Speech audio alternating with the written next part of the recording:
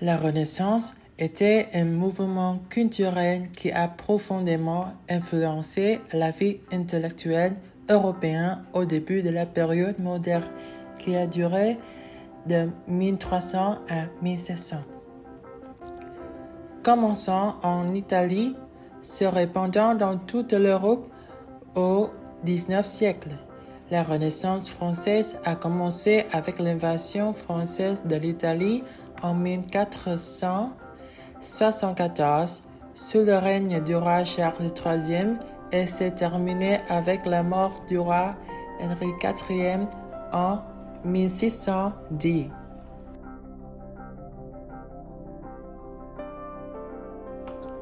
La vie de la famille royale française était austère et difficile. Le roi vivait dans les châteaux sombres et inconfortables et peu de choses pouvaient les divertir. En revanche, la vie royale en Italie est très animée avec des fêtes, des bains somptueux.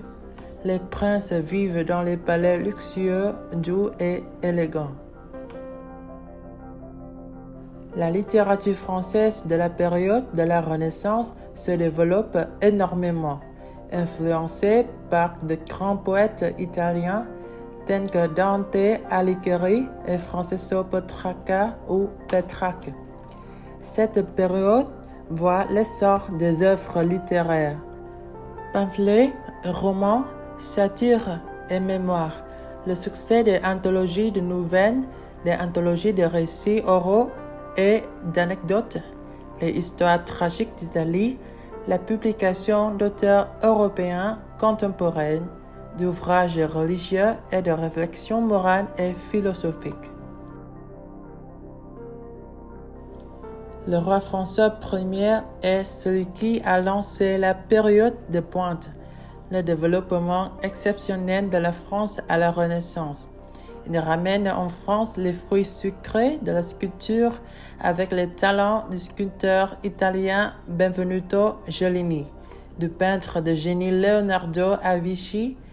L'une des plus grandes réalisations de la Renaissance française fut la construction du château de la vallée de la Loire.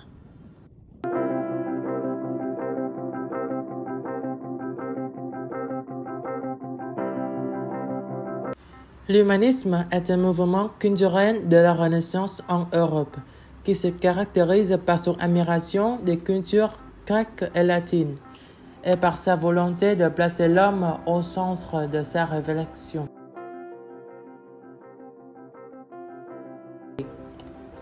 Le terme d'humaniste désigne d'abord une personne sachant le grec et le latin, base de toute culture.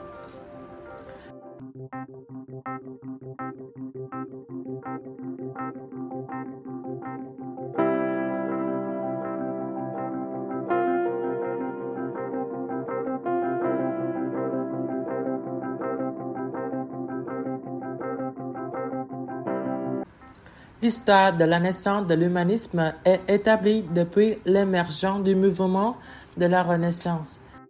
Avec la raison de restaurer la culture ancienne, les humanistes ont lancé le mouvement de la Renaissance pour restaurer les valeurs culturelles anciennes, ce que Dieu a permis, de sorte que l'Église n'avait aucun moyen de ce qui l'empêche. Les humanistes ne se penchent pas seulement sur les textes profanes de l'Antiquité, ils veulent aussi connaître la parole de Dieu dans le texte original. Leur chef de file, l'humaniste Erasme de Rotterdam, s'efforce de faire accéder le plus grand nombre à la connaissance directe de la Bible.